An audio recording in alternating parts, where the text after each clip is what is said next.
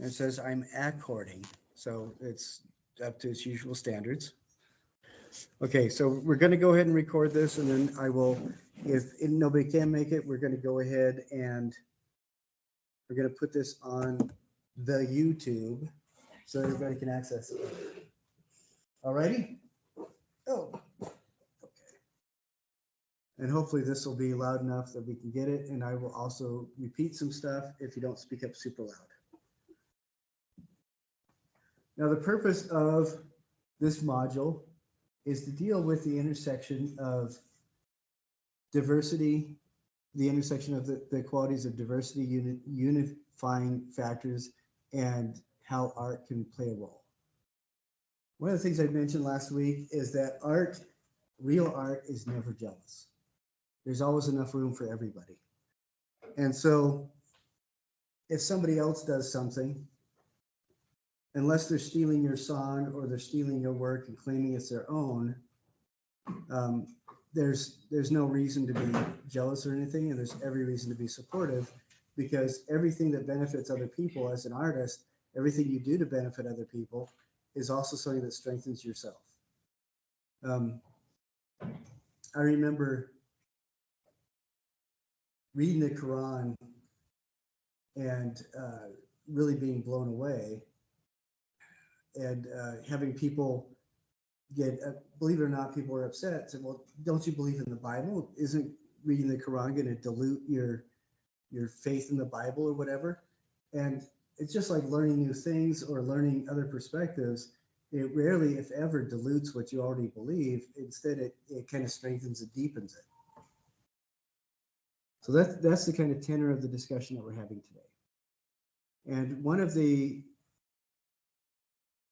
examples that I had of a negative thing was that Soviet era police racial identification chart. Everybody see that? There were 18 different races identified. And I thought that was, on one hand, it was kind of humorous because it seemed that the biggest differences were the lines for where the hair and the facial features were. You know, just people were scowling. They were scowling more if they were from Turkestan than if they were from Georgia. And I thought that was kind of funny, but I also thought it was kind of sadly pathetic, because if you identify and blame an entire group of people just because of their haircut, that's pretty awful. And then the positive example was I think there's lots of positive examples, but I would like to go around the room. We're going to have to limit this in time a little bit, so we'll probably end after about a half an hour or so. But I would like to go around the room, and I would like people to talk about like a negative example followed by a positive example that you found. And I would like to do that, maybe 4 or 5 people, and then we'll start a discussion about that regarding what the role of art as artists that we have in the idea of exploring a kind of country of diversity and unity and coming together because of differences. In the Quran, one of my favorite short passages is, I think it's chapter 49, where it says that God is saying, I created of you out of one male and female, many different people of all sorts of tongues and races and tribes, so you could learn from each other, not so that you could despise each other. And if we look at religions around the world, the majority of religions, at their core, that's one of the doctrines. In the Bible, it talks about the chosen people and the people that aren't chosen. And when the figure of Jesus comes along to kind of tie everything together, points out that the people that are chosen are the ones that choose to follow their creator and become the people that they're supposed to be. Kind of eliminating the idea of a racial divide. Anyway, who would like to be brave and do the first, give a really horrible example followed by a wonderful? Okay. I can do it. Okay. The bad example I found was some of the original Goebbels propaganda posters, the ones that were specifically engineered towards boys. And they kind of resemble movie posters. I felt like this is especially poignant, kind of as anti-Semitism is kind of spiking again. Just especially like targeting of youth and the way that like graphic design and like iconography can be used to affect especially young people and appeal to those really kind of primal senses of like, oh, like here's a hero and here's a villain type of a thing, and really stripping down people to black and white and dehumanizing them in a way that's like appealing to kids. I think it was very poignant. So it's like the audience was children. Yeah, I'll show you the picture that I found. It was like this, it's like boys just looking at posters, and it just made me think of like just kids online, like, you know what I mean? They're just experiencing the world, just coming across stuff like that, and how it's just so socially engineered to get to these kids. Yeah, so that was my bad example. And then my good example is an artist named Patrick Martinez, and there's a lot of artists I think that I am drawn to that are from Los Angeles, and I think places like Los Angeles, like New York, and places all over the world where it's really just this melting pot of all these cultures, and a lot of the time it's like it's not something that they're consciously doing. It seems like it's just like they're just relaying the world that is diverse around them, and I think that speaks a lot, especially me and my wife. We go to a lot of different chefs that, especially from LA, that incorporate all these different types of food, and I think that's just such an essential language, is just food. I think that speaks a lot to like cultural diversity and mixing cultures, that you just share food, and it's just the most like basic human thing, and I think that connects us all. I really appreciate that. One of the things that is a huge unifying factor of human culture all around the planet is the sacred nature of the guest and host relationship. And a big signifier of that is sharing food. I mean, who has been in an area where they did not know anybody, and you ask somebody for help and they're happy to help? You know, just complete, absolute strangers. And I love that, the symbolism and just enjoying that aspect of guesting or being the host. Excellent example. Who else would like to do something? Talk about a horrible example and a wonderful example. Okay. So an example that I found of like racism in art, I guess. I think it happened like earlier this year actually. It was somebody made a cartoon of like Serena Williams when she lost a match at the US Open or something.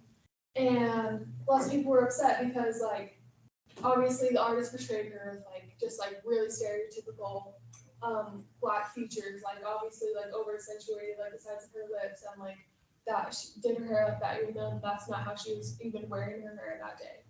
And so that was something that I remember. I think I talked about it in a philosophy class maybe last semester. Just kind of like, I don't think obviously this cartoon is meant to be like really, really disrespectful, or like tear her apart, but it's just like something really careless of him that caused a lot of problems. It was like a big deal that when it came out, and so there was that. And then an example I thought of just art that unified this, I thought about like the 9/11 memorials. Like I've never been, but like those are a type of art, like the sculptures, or not really sculptures, like structures. I don't know what they are. Yeah, the landscape sculptures. Yeah. That you know, like when people go there, everyone just kind of like feels like the American spirit, and it's not really up for debate or anything. And I just thought that was a good way that art unified people. I really like that. And it's political cartoons are designed to get people frustrated and engage with the newspaper or whatever the media source is. And you can really see like World War II political cartoons, or World War I even, are just absolutely terrible in their stereotyping of features of human beings. But the positive example that you gave, could you repeat that again? Just the like monuments for Yeah. 9/11. I think stuff like that is wonderful because so there's several places in Utah, but there's one that I'm thinking of in Salt Lake County where there's a field, and on September 11th every year, a person organizes a bunch of volunteers to go out and put a flag for every person that died in the towers.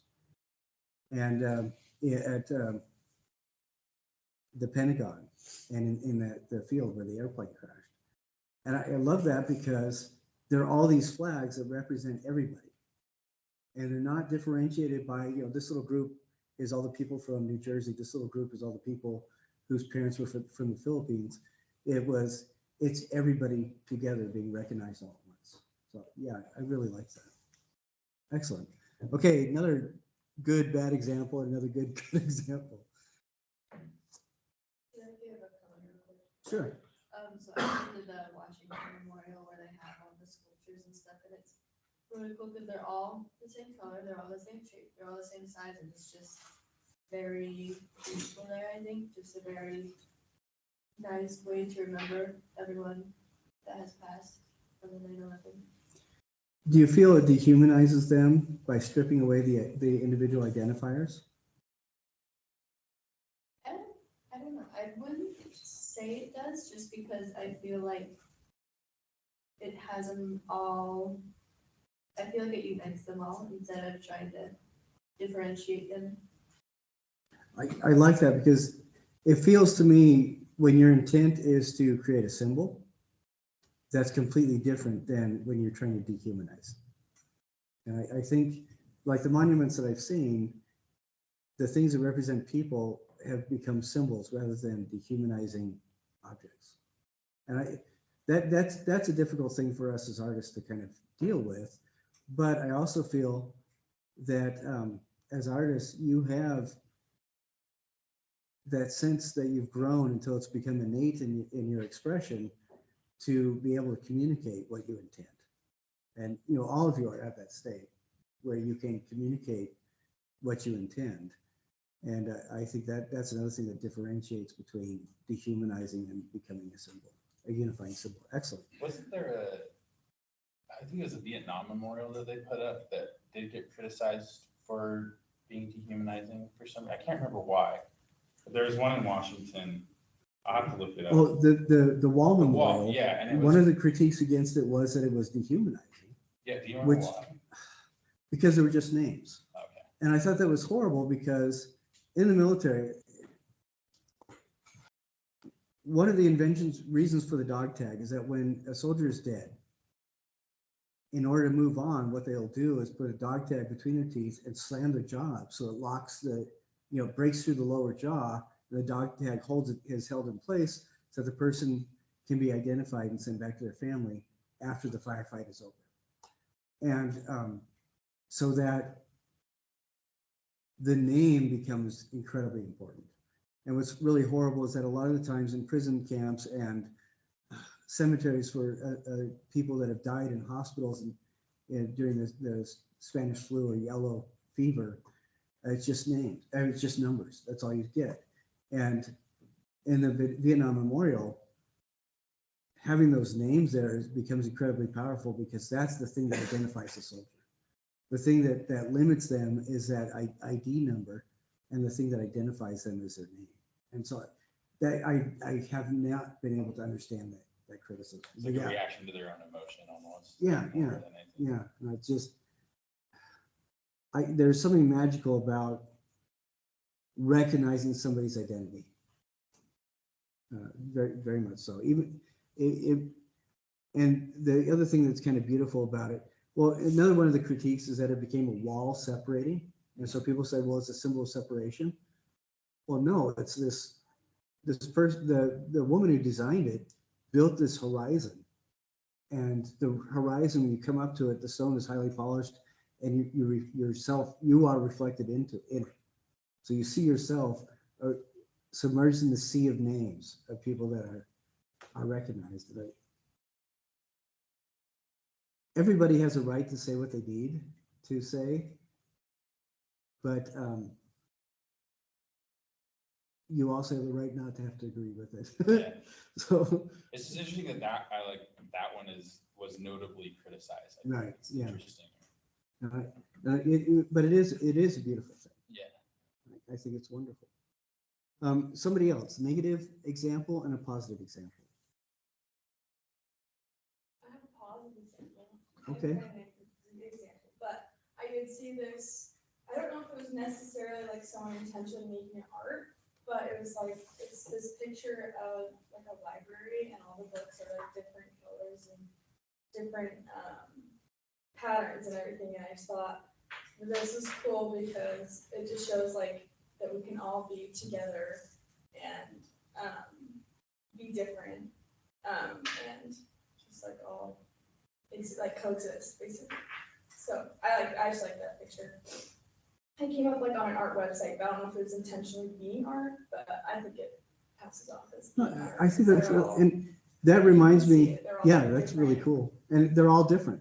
Yeah. One thing that reminds me of is in Indiana Jones. Well, it was the Raiders of the Lost Ark movie, the first one. He has to go into Germany, and as they're walking through this area, all these people are tossing books into burning piles. And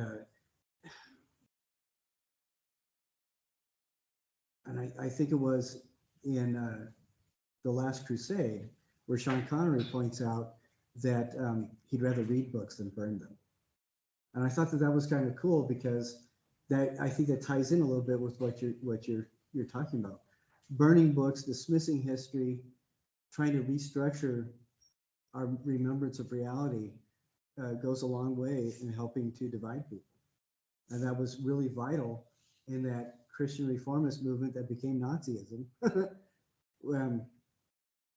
to really help in dehumanizing everybody that was other than the Teutonic ideal.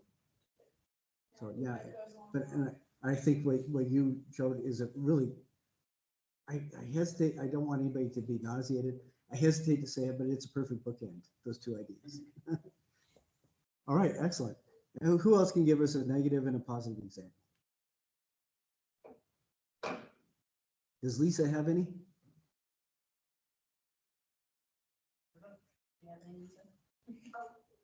No, of course I do. Okay, let's hear a negative example.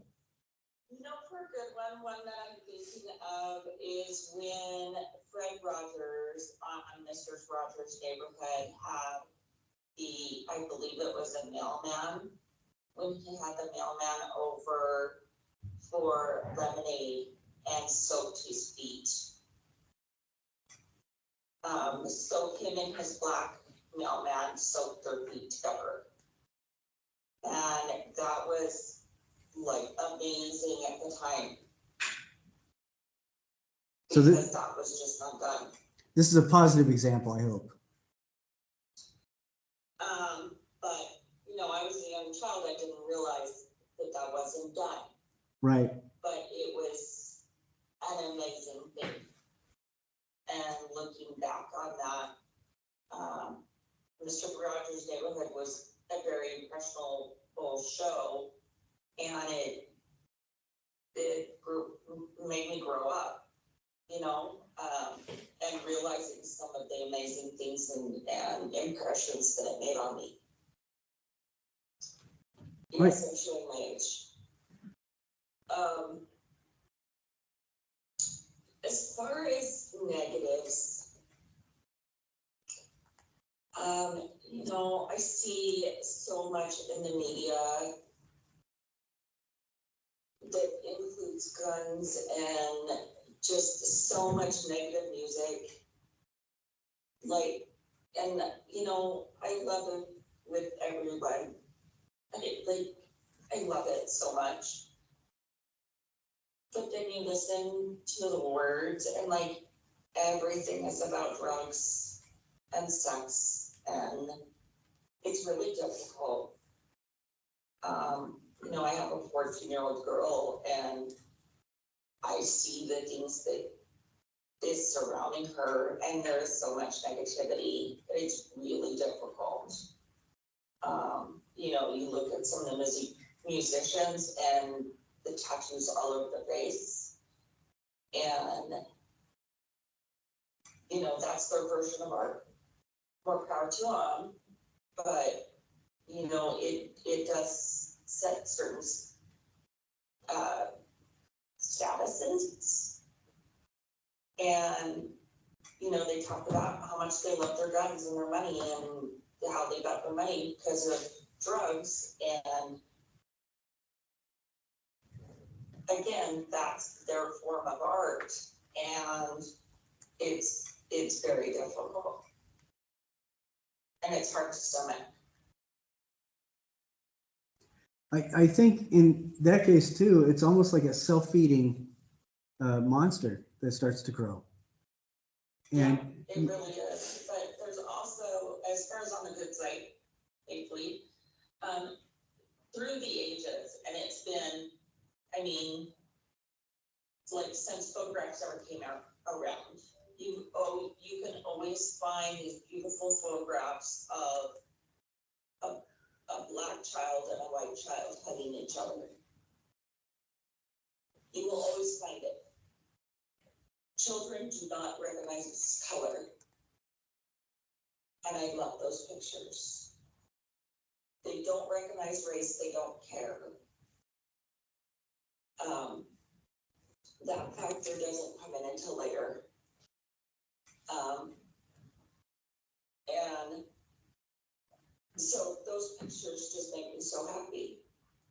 I think that they're the most beautiful pictures in the world because they're so innocent, and the children are just happy and showing that pure love. all right, excellent, thank you. That's about what I got. Oh, that's great. That's wonderful. All right, who else has yes, Audrey. I wouldn't say it's like negative, but also like not in like a bad way sort of thing.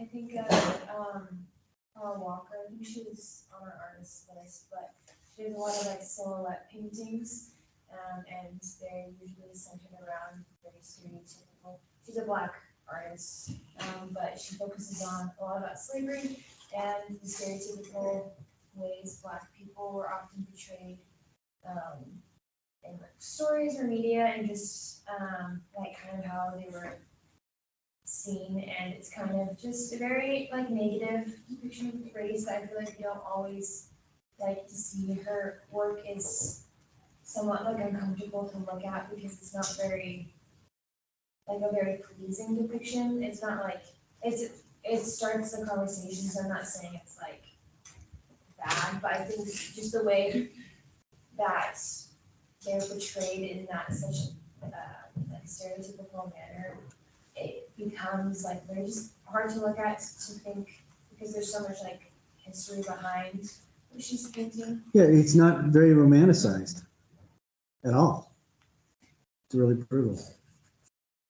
So that was just kind of like my negative. I think it just shows kind of like a side that we try to ignore, at least when it comes to like slavery and how Black people were portrayed in the past. My like positive example, I don't know who it's by.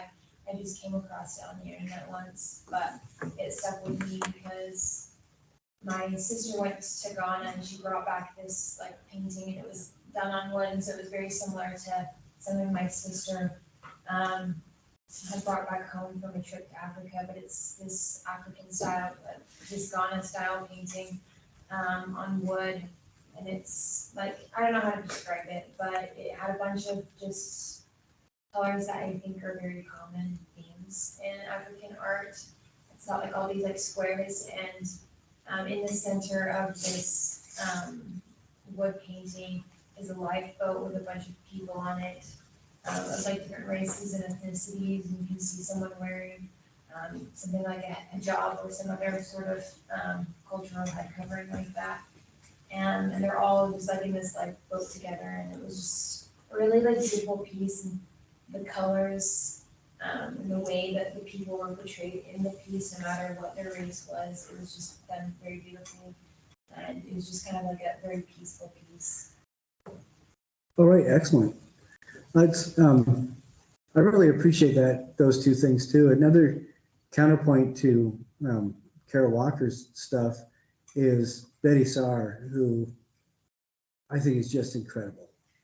She's everybody's favorite grandma, and she does these things that when you come to them first, your hackles go up, and then you realize that she's taking brutally stereotypical imagery from the 50s and 60s that is very politically incorrect, and then she's empowering. And one of my students last year picked her as their artist, and she was crying because she said this is the first time she saw a woman that looked like her doing stuff that was magnificent. And no, I think that's pretty powerful, and I love those two counterpoints as well. Who else would like to go? Negative example and a positive example, or positive and negative. I'd rather have the positive be second. What was Betty's last name? Saar, S-A-A-R, or S-A-Y-R, something like that. I can't remember. S-A-A-R. S-A-A. Betty is spelled where it's. Yeah, it's B-E-T-Y-E. Yeah.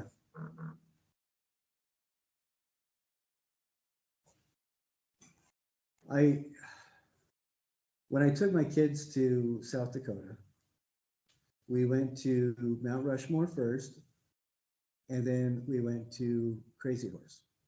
And I had to take them to Crazy Horse. That was the whole reason we went. But Mount Rushmore, when we were there, we were asking, I like to ask, especially when I'm with the kids, I like to ask really odd questions, because that's the thing that opens up your brain so you start learning stuff. And so we asked the park rangers, what was the dumbest question you ever gotten? And this lady said, somebody asked her, oh my goodness, how did they find it? Not realizing it had been carved. And then we went to Crazy Horse, and my kids just stared at it. And they were like 3, 4, 5, 6, right around there. Let's see, the youngest one was about 4, and the oldest one was 8. And they were staring at it for a bit. Mount Rushmore fits into the head of Crazy Horse. And my kids said, why do we bother going to Mount Rushmore? But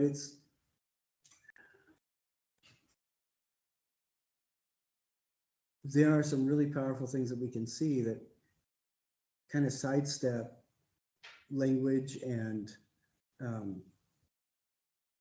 the structures that separate us in a social community, and get right under your skin, and you start feeling it in your bones. But who has a negative example and a positive example? Or if you want to just give positive examples, that's fine too. Yes. Yeah, so the negative examples or example that I found was just the World War II, the Asian American propaganda, where they the propaganda is really like it exaggerates features and makes these like this group look really sinister and unintelligent, and I know it divided America and made a lot of people really afraid of their neighbors, and they even like created those the encampments, or so that was really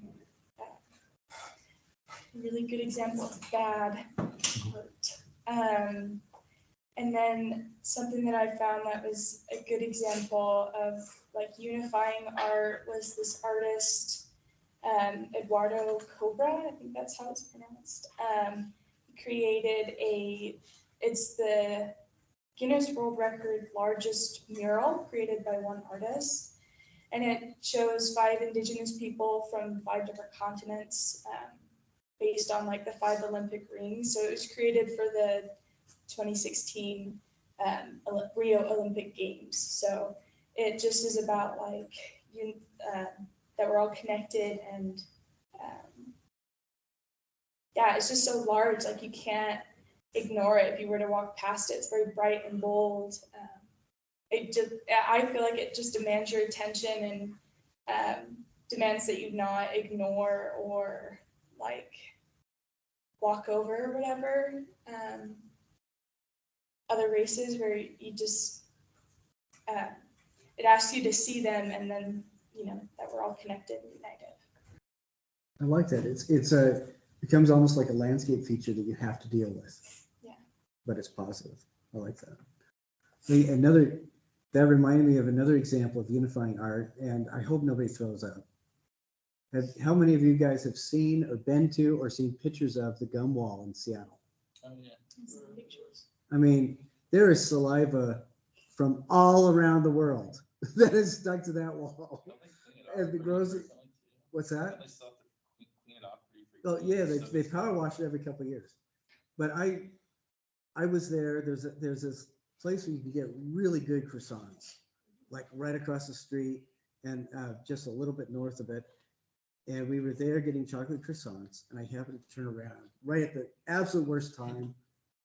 I was convinced God hated me because this little 2-year-old boy that escaped his parents went over, got to the wall, pulled off a piece, and put it in his mouth. No. And the parents kept talking for a bit. They looked at what he had done, and mom freaked out so much.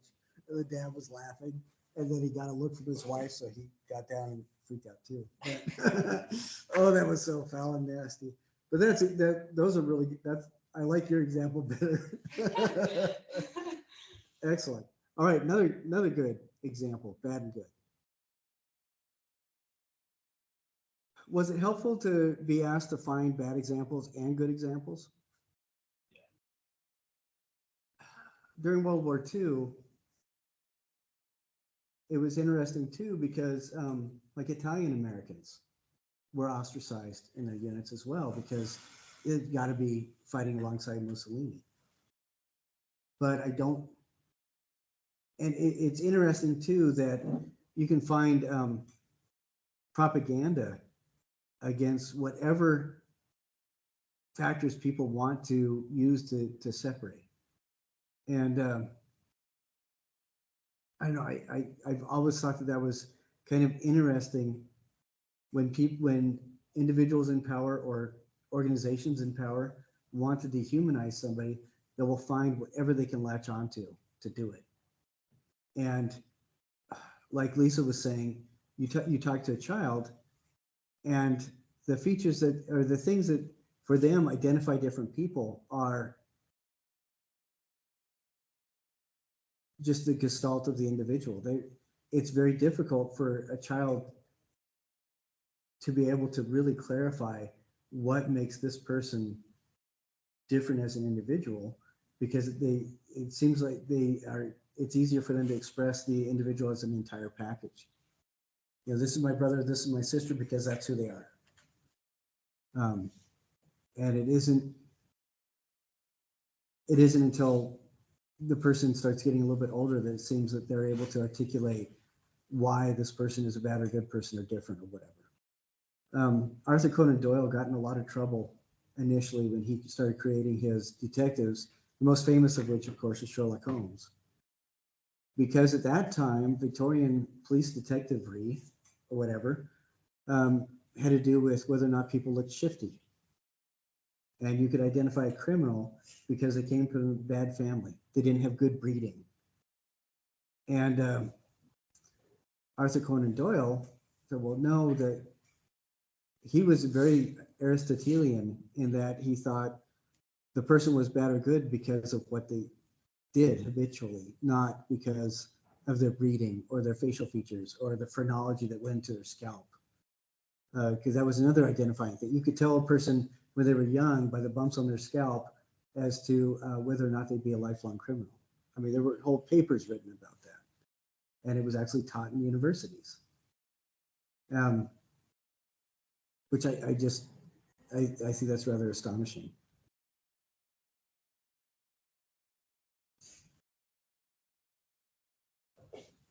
Who else would like to go? We're going to wind up pretty soon here.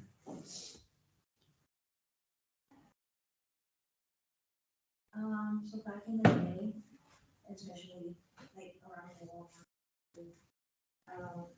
there are racist cartoons, right? Or like cartoons depict people of color, such as Asians or Black or Mexicans, depicted in the worst way. Either it was more humorous for them, right? Right. And I looked on the website seeing the images of like basically like sad depiction of Black people, and like some of these cartoons such as like Tom and Jerry and Looney Tunes, like Disney, like how you watch today, how they depicted basically people of color. Video I watched, it was called Tom and Jerry and Think Dumb, and I wanted to see what was it about, and basically it's about two people who are white going on the plane and being scared to go to Africa, so they basically disguise themselves as Africans. And while I was watching, I was reading the comments on YouTube, and to my surprise, because me today people will be like, oh, this is very bad. Some of them are saying like, oh, I miss the old cartoons, or like, oh, I used to watch this as a kid, which for me is a shock because I'm like, I didn't see this as a kid, so to find out surprising is a bit sad for me, and like I like think about me as a kid, where there's barely representation of people of color as well, and so a positive thing is that nowadays now you can see people of color more in cartoons, but specifically for kids, which for me is good because I like cartoons, and films such as the Spider-Verse, there's Miles Morales, A Person of Color, there's cartoons such as The Owl House, one of the main characters is a Latina. So that's one of them. All right, excellent, very good. I want to add on to that if I Okay. could. I love there's this video where this little Black girl, she's so cute, but she doesn't want to wear her bonnet to go to bed. But she's watching this TV show, and the main character is a little Black girl. And there's like a song about how she wears her bonnet when she goes to bed. And it was just, I think the mom that had posted that, or the caption was just that this little girl didn't want to wear her bonnet to bed. But that seeing it represented in a TV show and a character that she liked made it more, so it was like cool and she wanted to do it. So I like that representation that we have more in cartoons. Well, I think there's this fiction we developed that we are unaffected by the options presented in something as vacuous as shallow entertainment. I can't remember the specific numbers, but in children's books, there are about 3 times as many books with animals, humanized animals as characters, as there are showing people that actually look like the people that would be reading the books. And I was really fortunate growing up. My dad was a nerd engineer. My mom was a nerd teacher. The reason she had to quit teaching was because my second oldest brother was such a big handful. Her job in church, she was released from every other calling. Her whole job in church was to make sure that my brother was tended to and kept out of trouble the entire 3 hours every Sunday. But she did a really good job of finding books of all sorts of different things. So I grew up seeing children's stories from all around the world. And a lot of us don't have that option growing up. We have to, especially when we start interacting with children or even raising children, you really have to be aware. And I'm not saying you as you, but I'm saying you as, all of us. We really have to be aware of those kind of subliminal messages. And you look at what we think at the time are innocuous cartoons, like what Montserrat was talking about. And it's getting the reaction, oh, I miss those cartoons. they really, or you look at Norman Rockwell is an excellent example. Look at his paintings. They're very specific to white America, but it's not intended to be hurtful. I think a lot of the time it is a function of the world that the people creating it are living in. And I think that's one of the wonderful things about the world being as small as it is today, that we have that option of finding out and exploring as much as we possibly can and using that all in that kind of blender of visual vocabulary that we explore. But yeah, it really, the first Mickey Mouse cartoon, Mickey Mouse was a boat captain and incredibly stereotypical, incredibly stereotyped, and it's remarkably offensive looking at it now. I think it's very difficult for us to judge people in the past from what we know today. We can't do that. We have to, if we're going to judge anybody, we have to judge within the context that they're found. But we can use that to inform what we do moving forward. And it's wonderful to me to see these pseudo-historical TV series and things like that, where the demographics of the viewing audience is represented rather than the demographics of the person who funds the project. And I really, really appreciate that. Well, any further comments or observations of things? It's very easy to find negative examples, and it's remarkably easy to find positive examples. One of the guys I really like, last name is Alice. He's a Mexican artist who does these huge organized projects that involve lots and lots and lots of people. And one of the projects that he did that I just really love was he asked for volunteers. Didn't matter how old they were, how young, didn't matter where they came from, just come together, meet at a certain time, and everybody brought a shovel, and they moved an entire mountain. I believe it was 2 or 3 feet. And didn't matter where they were coming from. It didn't matter white, black, blue, purple, or green. Everybody coming together, working together, were able to move an entire mountain. And the name of the project was Faith Moving Mountains. And it wasn't necessarily even a religious or spiritual faith. It was just faith in humanity in general. And I really love that positive perspective, because he really showed what can happen when people are unified through something as wonderful as the creative power of art. Francis Alice is his name. So yeah, please look that up if you get a chance. Moving Mountains, and there's several videos about it on the YouTube, demonstrating my age. All right, well, thank you very much, guys. Let's see, I think that did we record everything? Okay, it looks like we did record that. I really hope that everybody, I'm gonna put this together and post it tonight or this afternoon, whichever I can.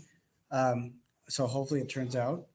But I look forward to seeing everybody's, what everybody puts together for this module. Thank you very much. And I'm stopping the recording.